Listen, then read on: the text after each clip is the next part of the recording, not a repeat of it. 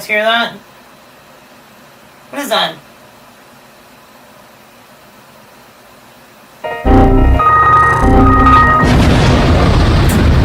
Well, hello once again, YouTube.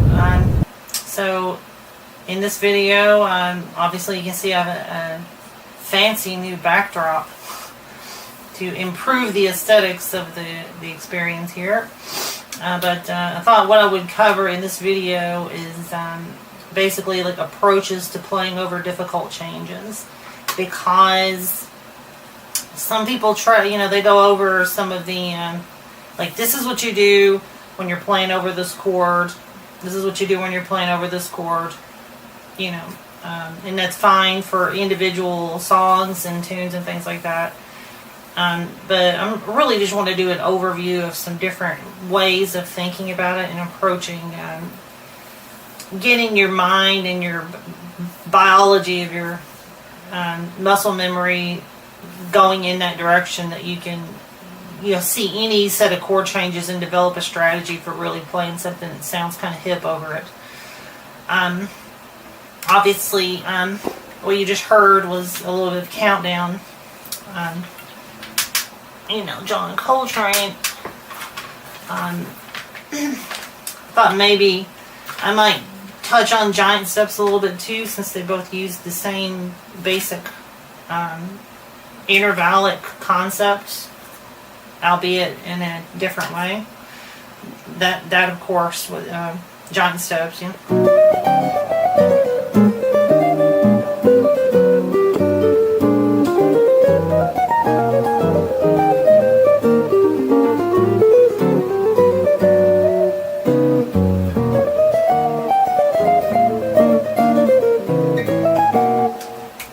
A lot of fun to play over that tune once you actually get some stuff together for it.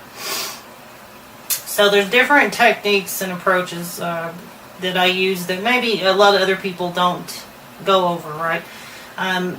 They might be apt to tell you, okay, if you're playing Coltrane changes, play the digital patterns, you know.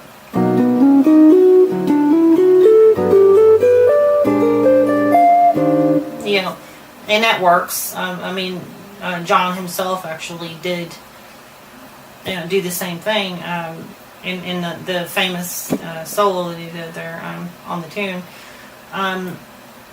That's a good place to start, but I think what I'm trying to cover is not just approaches to Coltrane changes. It's actually like, how do you, any set of weird changes, how do you get to the point where you can flow over those lines? And again, one of the things that I recommend doing, and I'll go back to countdown, is basically kind of staying in the same position, right? So maybe we're here, you know, what would be 14th position or something.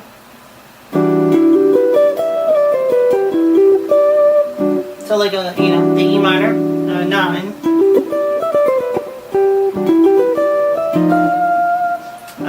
I don't have to really move that far because, you know, it's chromatically going to F7, right? And then I'm landing on a 7th of the B flat major 7, right? And then this is the 3rd of the D7, D flat 7. And then, of course, the D7 is directly related to the G flat major 7. And sorry about the inharmonic equivalencies here. I'm just kind of going by the way I think of it.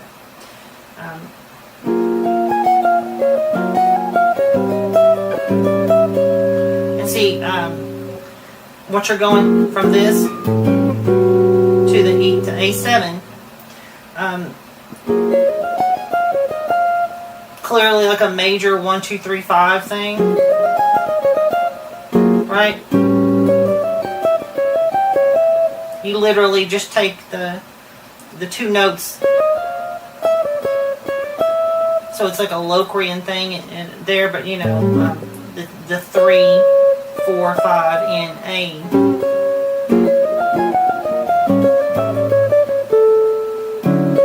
And then D, of course, D major 7 is directly related to the A7. And that's pretty much it.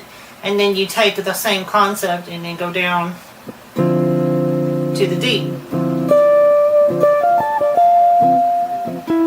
So if you stay in the 14th position, more or less, shifting maybe a fret or two backwards or forward,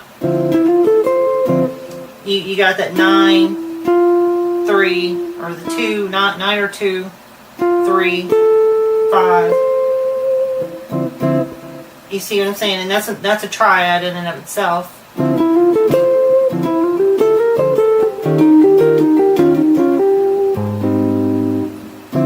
And that's kind of what I'm doing with this tune a lot, is the shifting in pivot points chromatically, and then changing the value of the scale, and then using the inversion of the arpeggios of in the right hand is like seeing that, oh, here's the shape, here's where it all fits on the fingerboard. So that's one strategy, right? And the benefit of doing it that way, and I'll play this slow, is that it gives you a more natural phrasing, right? If you're constantly jumping around, you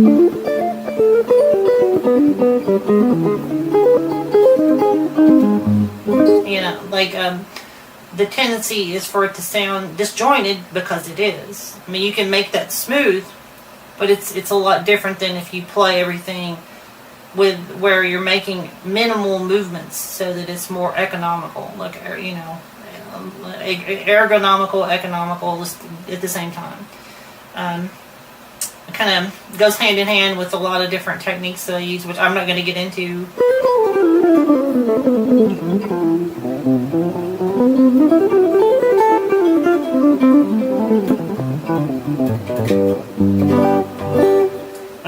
This whole fingerstyle approach, I'm not going to get into any of that right now. Stay on task. Yeah, so there's that. There's also playing chromatically. And what I mean by that is like, well, you know what? Let me actually play a little bit on that and just show you what I mean by floating over the changes. So we'll play it real slow, like a bossa type speed.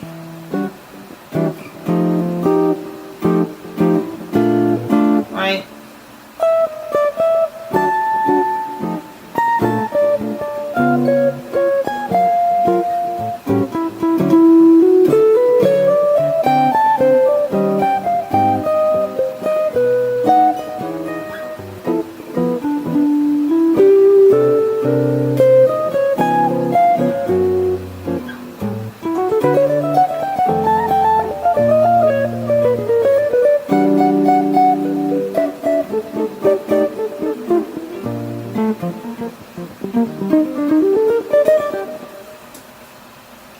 Yeah, so like it just really getting in that kind of frame of mind, minimal movements with regards to where you're going. The antithesis of that, of course, is if you kind of get bored of that sound, or you just want to shake things up on that tune, whatever you're playing, then you can, you know, go all over the place, and it sounds cool because you've got the dichotomy between the two sounds going. It gives you options about how to keep your audience engaged, because you know they don't want to hear the same frequencies and timbres and things all night long. It gets monotonous, right? Like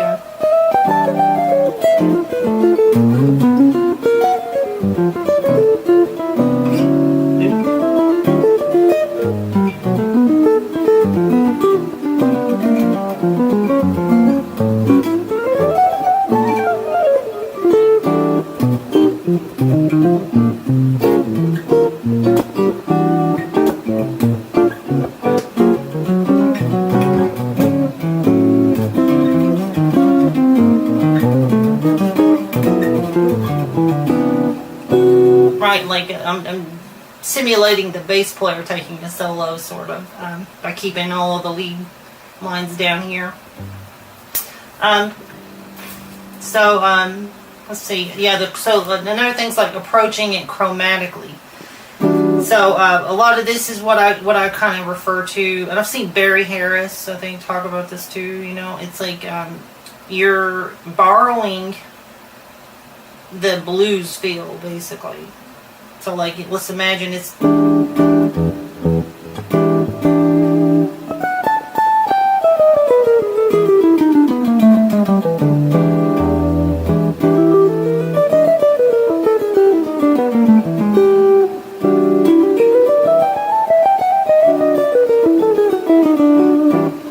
right, all like a pentatonic scale. I mean, I typically call this the blues scale. It's a minor with a bunch of interior notes added.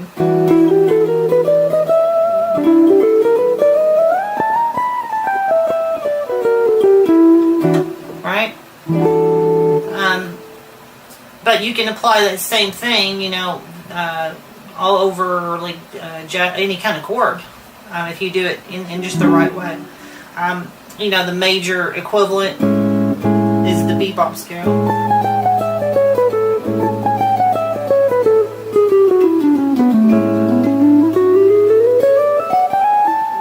And that's just, you know, both sevens, the flat 7 and the natural 7 are in there. So yeah, like practically applying it, you know. So let's do this real slow.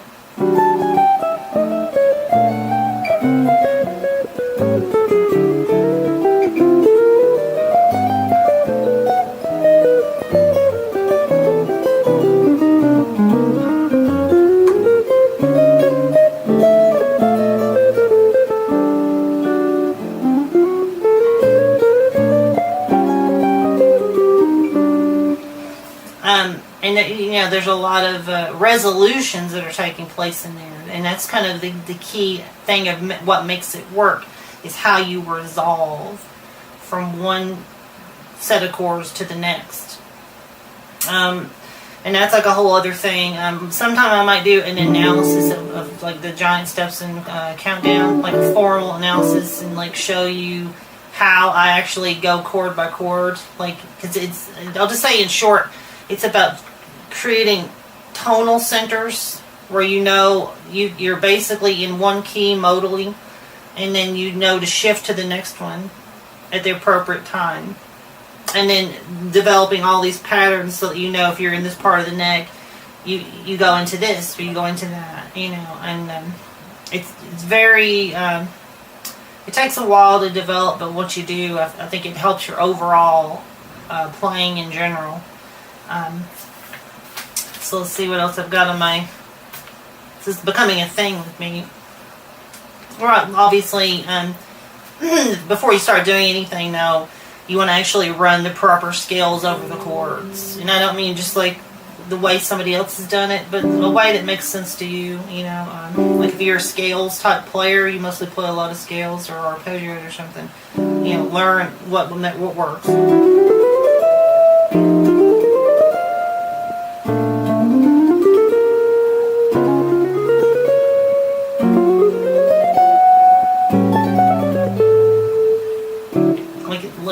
You know, over the whole chords, up and down, maybe all the way up on every chord, then all the way down on every chord, and then alternate. Yeah.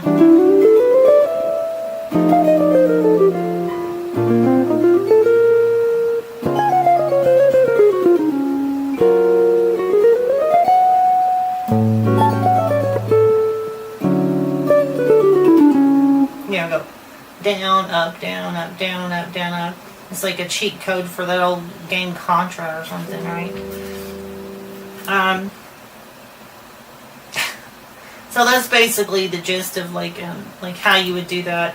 I think that you kind of just want to use your ear and what feels good, what sounds good. And if it doesn't feel good with what you're trying to play at first, then you need to really take the time to you know, work on making that feel good, whatever that entails. And it can be a painful process, but you know, that's no pain, no gain. You basically have to go through what you have to go through to make it work. The next thing is what are you going to play over weird chords? Because, you know, some difficult change tunes sometimes will have weird chords, and that's what makes it hard to play over, right? So, you know, it lands on a weird altered dominant chord. That kind of gets people a lot, is like it ends on like a weird altered dominant chord like that. It's a typical chord, but like, you know, you get a 7 sharp 5. You can add like the double minor on top too, or have the flat 9, 7 sharp 5 flat 9. You know, like what do you play on that kind of thing? Well, it just takes developing some strategies. You know, I mean, there's playing like an altered scale over it. You know.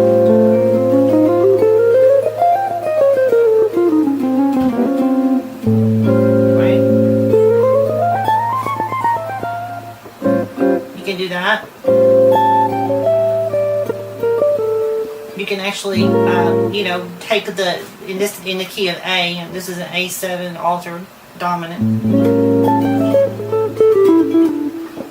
Sometimes I'll just use like the 7th arpeggio in different combinations of notes, and then like go maybe up, down, or up a whole step off of any of those chord tones, because that's what an altered dominant is like flattening or sharpening one of the fundamental tones in the dominant 7 arpeggio, right?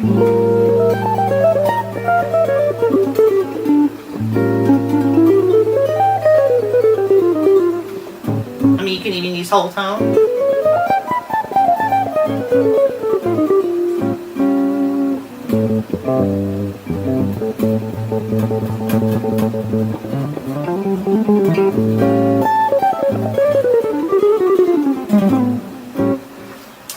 You can play it really chromatically. I typically use that kind of sound. I don't know who the hell I heard doing that a long time ago. It may have been like Bud Powell or something. I used to listen to Bud Powell a lot. You know.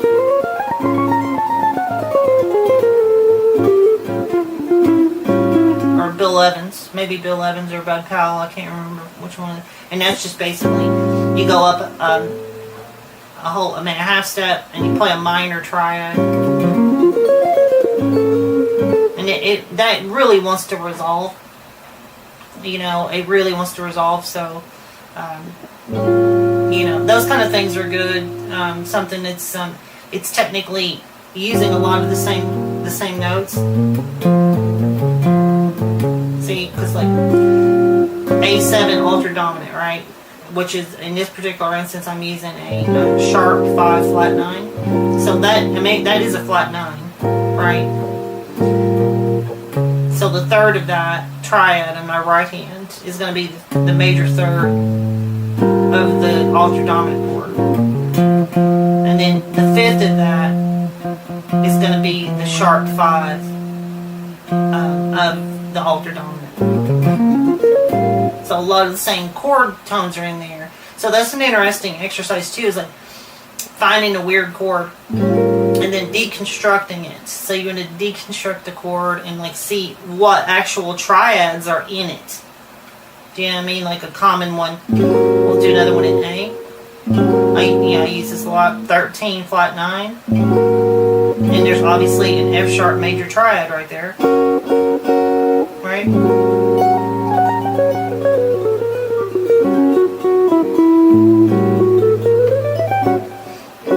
And I always want to play F sharp Phrygian dominant,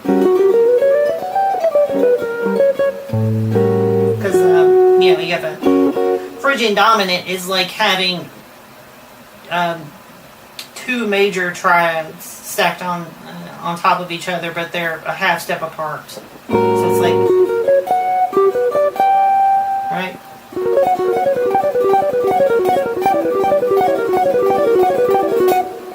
Which they use in like Arabic type music, Spanish type music, other what to Western ears are exotic sounds. which are not exotic to them, obviously, but you know.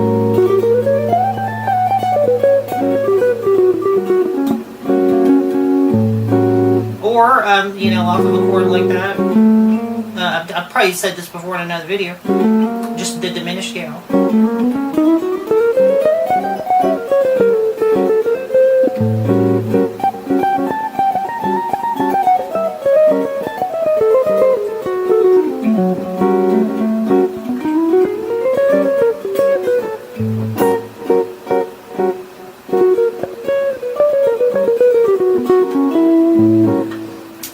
Any of that kind of stuff will work.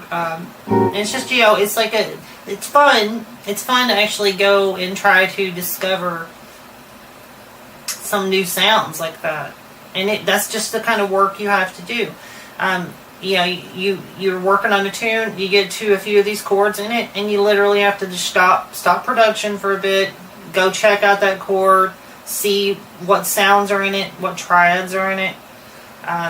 Doesn't have to be traditional triads. It could be like, you know, like if you're playing a minor 7 sharp 5, which has got a sus 2 in it. It's like a Holdsworthian, Tim Miller type chord, right? Eric Johnson type thing. And I use it too in a lot of my tunes. It's kind of got like it's like a blend of minor and major.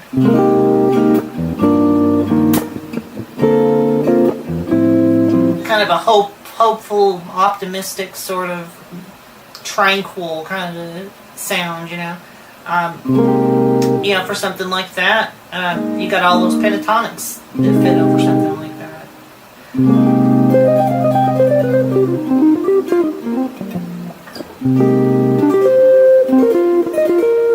And of course, you could, you know, do chordal type things and all that with that kind of sound too.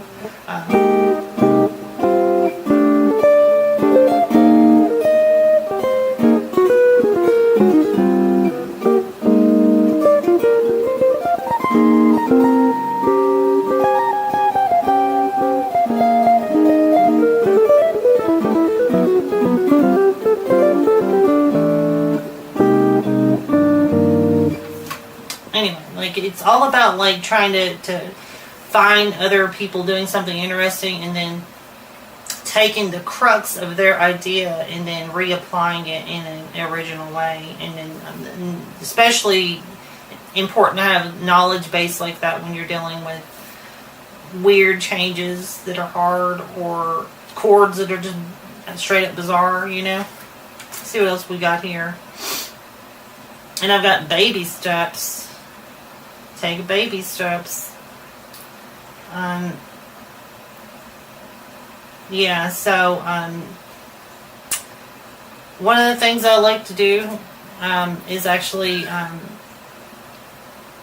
take like 2 disparate chords that aren't related, and just basically learn how to float between those 2 changes, right?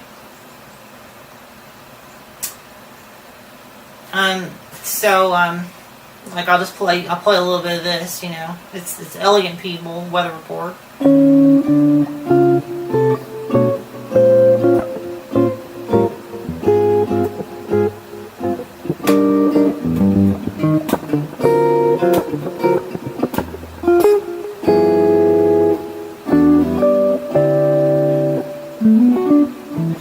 Right.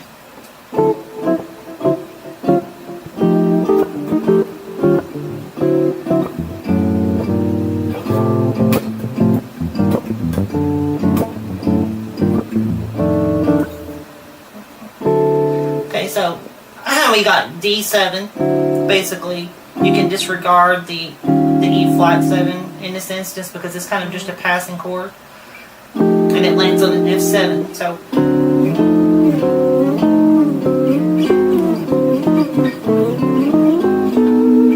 D7 and F7 have no relation, right?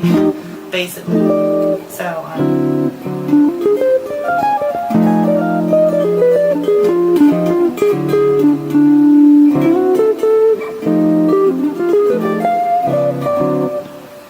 so one relationship that they do have is the fact that they're a minor third apart.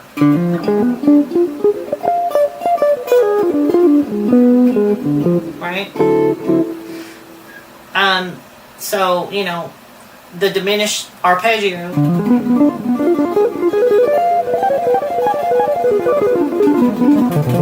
being so symmetrical as it is, and the fact that you can play diminished stuff over a dominant 7, right?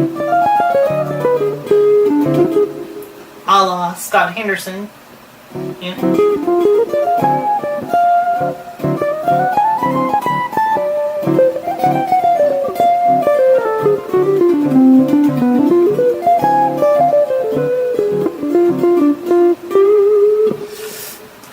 Very interesting kind of a sound, kind of one of those, I guess the sound that it kind of produces, like the stank face, like the, like, oh, this is scratching the spot kind of face, like, you know, the jazz stank face. It's kind of what it makes you want to do. I think you know what I'm talking about. So yeah, so the chords are not related aside from that. So that's one technique that we could use to get between the two. And I'm just kind of using this as an example of something to get started with, to kind of get you in the frame of mind of how to, like, float between these two chords. Yeah.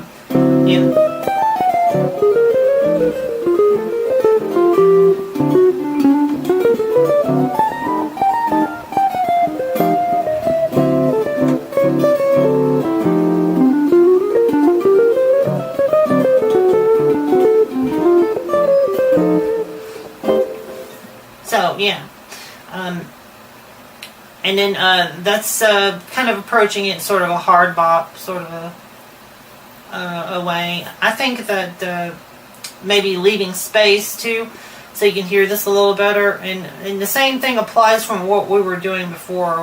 We're just trying to make minimal movements between the two chords, so that you're in that key completely, but you're not making like a big shift really in any direction.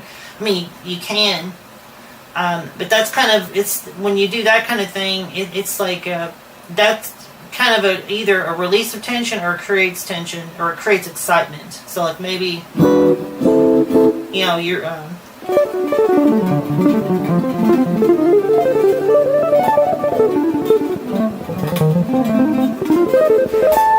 you know, like you really want to do a flourish or something, you know, in that spot, you know, later on in the tune or right at the beginning. It just depends on how you want to frame the song, you know, like frame the solo, you know. That's the theatrics, the theatrical aspect of building a solo too. So there's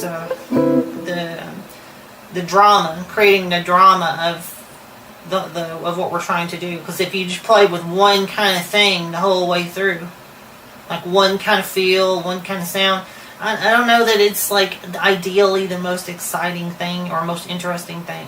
You know, we're trying to do many things at once. Make it exciting, make it fun, make it engaging for the audience, make it artistically rewarding for ourselves. You know, it should kill multiple birds with one stone, is what I'm trying to say.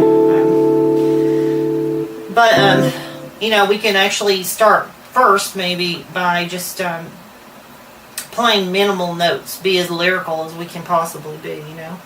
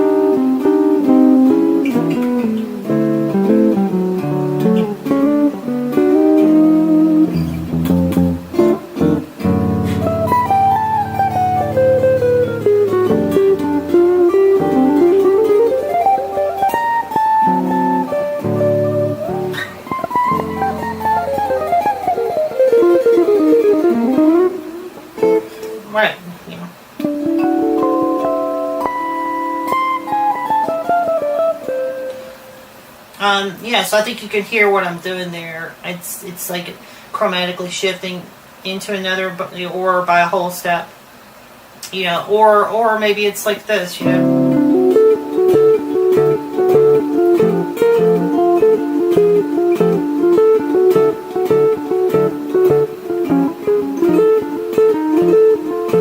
Yeah, so like, just as an example, maybe we could do, just D major triad.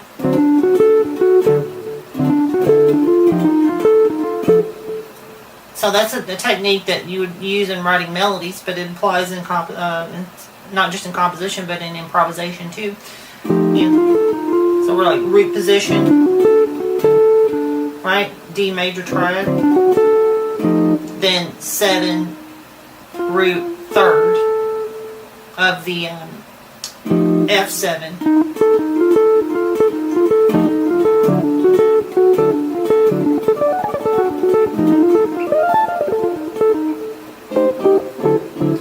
So it's just one example, and I'm making minimal movement. And then, like, once you start doing that, you start adding additional notes to it, maybe.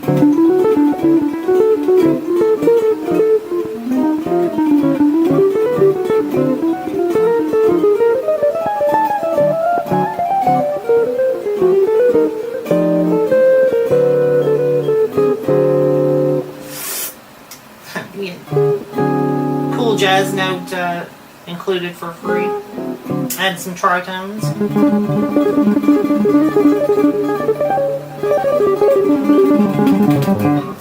I think I heard that in a Nintendo game.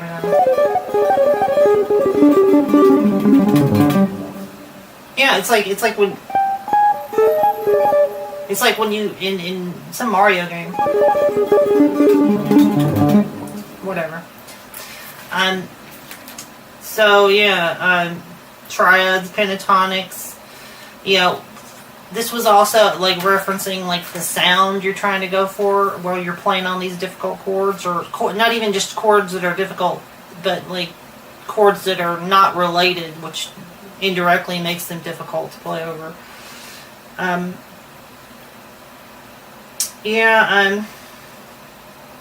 So like, yeah, the sound, we've kind of covered that quite a bit, like we're going for a little more lyrical thing, we're going for a more sort of digitized approach, and so on and so forth. There's other ways to look at it. There's also the crutch of using composed sections. Okay, so like maybe you have an entire chorus that you've written that you can play, right? And then you whip that out. If you play multiple choruses, you play that one last, so people are left hearing that one, which sounds great because you've practiced it, Or you just have different fragments on like a part of the tune that's weird, I mean, we all do this, like there's just some weird section where there's a strange transition of chords, and you just have something ready that you can kind of whip out or modify a little bit, I think that's totally fine. Just the thing you want to do though is maybe have like 10 different things that you can use as a crutch there, and of course the use of space. The use of space, and also minding the speed. Let's not just be speed demons trying to play as fast as we can. You really, if you're an advanced player, which probably a lot of you are watching this probably are, I would say, really avoid overplaying. It's hard to do. It takes a lot of personal restraint to just not be,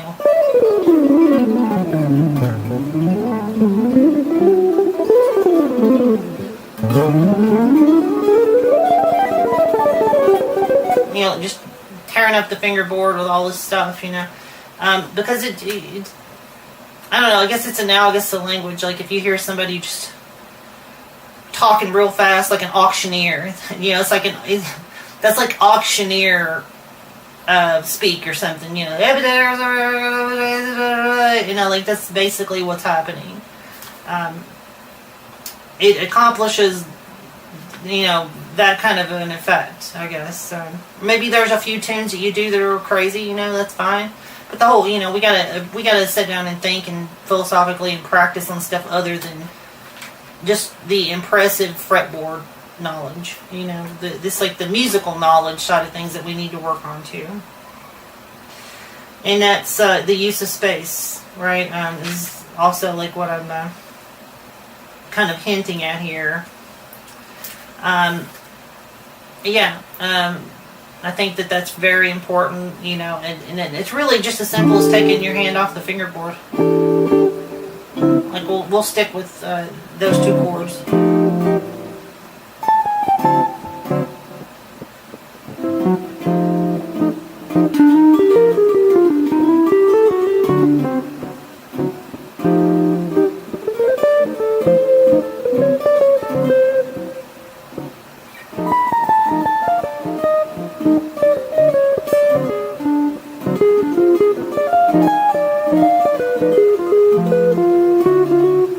And that's kind of a neat effect because it gives your brain time to catch up too. So maybe you're not focusing so much on a pattern or shape or visualizing the scale or arpeggios, but you're thinking like more rhythmically at that point because you have a second to chill out and kind of go, because you're waiting to come back in anyway, right? Because it's not connected to something, so you're thinking, oh, how am I going to come in on this so that it's got a good feel to it, and that kind of comes directly to what I'm saying about the use of space helps you play maybe more rhythmically timed things that could be considered a little more hip, like I call it the Miles Davis aesthetic because that's kind of like what Miles and a lot of people like that were doing, was using space in order to kind of be rhythmic snipers. Like they're not firing a machine gun here all the time. They're camping out, and like I'm using Call of Duty analogies here, but I think you guys know what I'm talking about. So and another thing is maybe this is good if you're a piano player, more so than a guitar player, but that's not necessarily true because you could just put on a looper and do what I'm talking about. And that's basically like you start soloing, right? And it's kind of a loose perpetual motion type thing. You're just kind of playing continuously as possible with like an eighth note, maybe some triplet flourishes or some 16th notes, that kind of thing.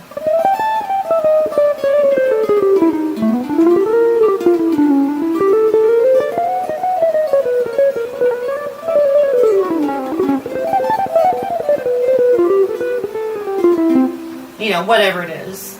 And then what we're going to do is have the chords just be random chords. So like what I like to do is just think, and I talked about this in another video that I did recently, fairly recently, like 20 some days ago.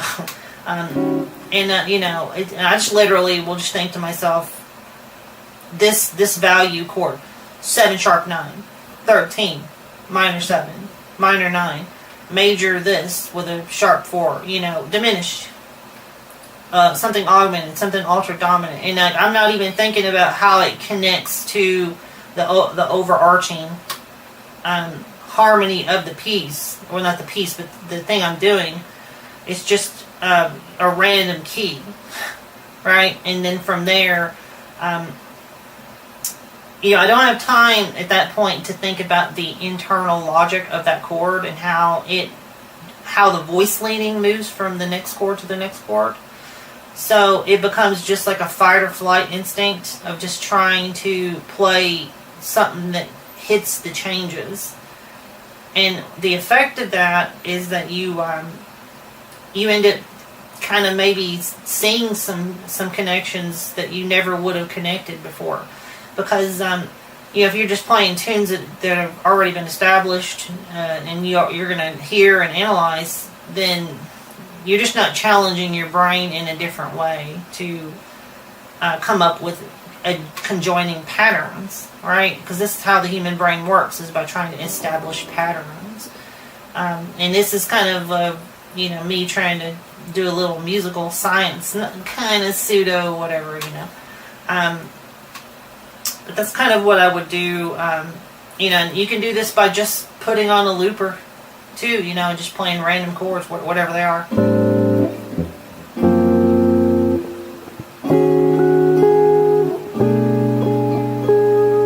Maybe like do the thing where you pick one note on top, you know.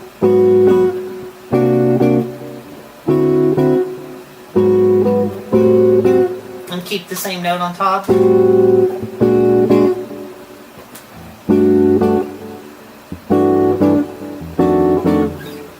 That kind of thing, you know, and just try playing stuff over it. Doesn't have to be fast. Doesn't have to be, you know, whatever. It's just a fun exercise, you know. I'll try a little bit of it here.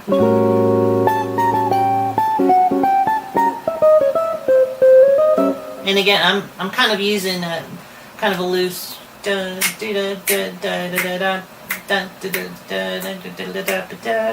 that kind of loose swing kind of feel.